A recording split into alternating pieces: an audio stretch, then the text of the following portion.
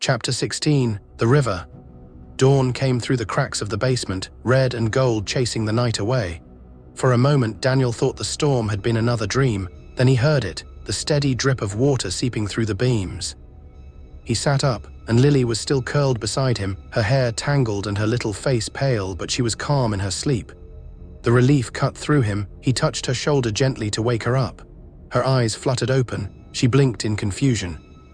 She saw her brother and managed a little tired smile at him. They were still alive. For now, that was enough. When they pushed the broken door open, the morning light revealed the storm's ruin. The village was drowned in mud and debris. The roof sagged further, and some walls collapsed into heaps of rubble.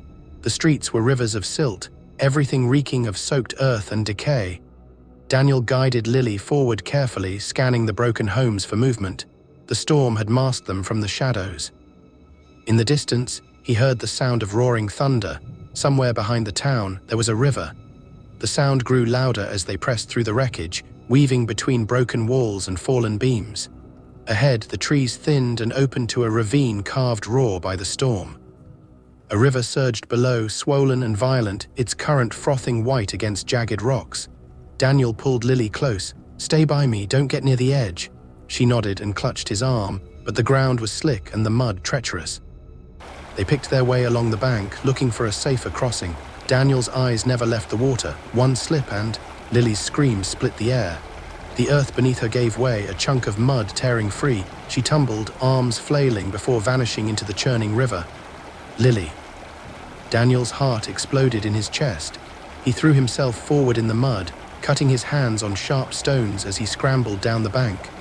The water swallowed her small body, dragging her under in seconds and spitting her up again between the foam and swells of the rough water. Daniel plunged into the current. The cold water slammed into him like knives. The river seized him instantly, thrashing and spinning, dragging him into its chaos. He fought upward, gasping for air, his eyes searching for her. There. With a flash of her arm, her hair slick with water, she screamed his name before the river pulled her under again. Daniel was gasping for air. His lungs were burning, and every muscle was screaming as he fought against the water that wanted to break him apart. He would not let her go. He could not let her drown. The river fought him like a beast out of hell. Every surge dragged him down, slamming him against the hidden rocks, filling his mouth with icy water. But Daniel refused to let go of the blur of pale arms just ahead. He kicked and clawed, lunging his fingers, finally closing around Lily's wrist. Her body jerked in the current, her scream cut short by the water, but she was still alive. Daniel hauled her to his chest, locking his arm around her as the river battered them both. "Hold on." He gasped through the storming water, but she was too weak to answer. The current hurled them into a tangle of broken branches that is lodged against the far bank. Daniel grabbed wildly, his nails tearing as he clung to the slick wood. His lungs were burning with every battle out of this water. A breath was more a choke than air. With the last of his strength, he dragged Lily upward, shoving her onto the muddy bank before pulling himself free. They collapsed together on the earth, coughing and vomiting water, shivering so hard from the cold that it hurt. Daniel pressed her against him, his body a shield, though he could barely keep his eyes open. His ankle throbbed and his chest felt crushed. They both were limp with exhaustion. For a few fragile minutes, there was nothing but their ragged breathing and the roar of the river. The storm was gone, and the sky above was pale and washed clean.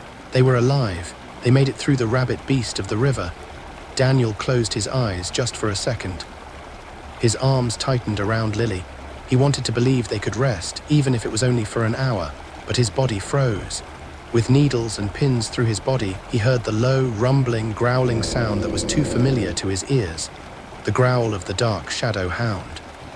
It carried through the trees and chased every bird out of the tree lines. It's closer than it had any right to be. The shadows hadn't drowned, hadn't been washed away with the storm. They had waited for them. Daniel's blood went cold. He forced himself upright, his body screaming in protest, and he shook Lily gently. Her eyelids fluttered and her lips were trembling with exhaustion. "We have to go, Lily, we have to go," he said hoarsely. Behind them, the growl deepened and branches cracked, and the hunt had begun again. The growl grew louder until it was no longer just a sound but a weight in the air, pressing against Daniel's chest. He turned his head, his breath catching, his heart missing a beat. Through the trees, the hound steps into view. Its body glided low to the ground, massive and blacker than the shadows that birthed it.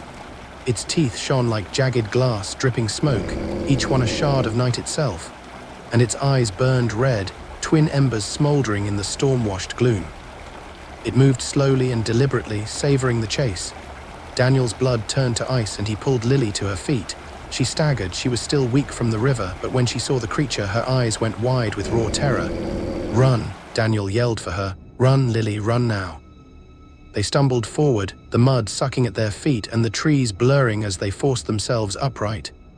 Daniel's ankles screamed with every step, but the sound of the hound's steady pursuit was worse. He pushed through the pain. It wasn't rushing, it didn't have to. It knew they would break long before it tired, but it's a shadow. Can it even get tired? The forest seemed to close in around them, branches clawing and shadows were bending toward their path. Every heartbeat was louder than the next. Behind them, the hound's claws scraped against stone, slow and echoing, and still it came for them. The branches whipped against their faces as Daniel and Lily pushed into the trees, their feet sliding in the mud. Daniel's arms ached from dragging Lily forward, but he didn't dare to let go. The forest roared with their flight, the twigs snapping and the leaves crashing under their feet. The pounding of their hearts felt as if it could be heard from afar.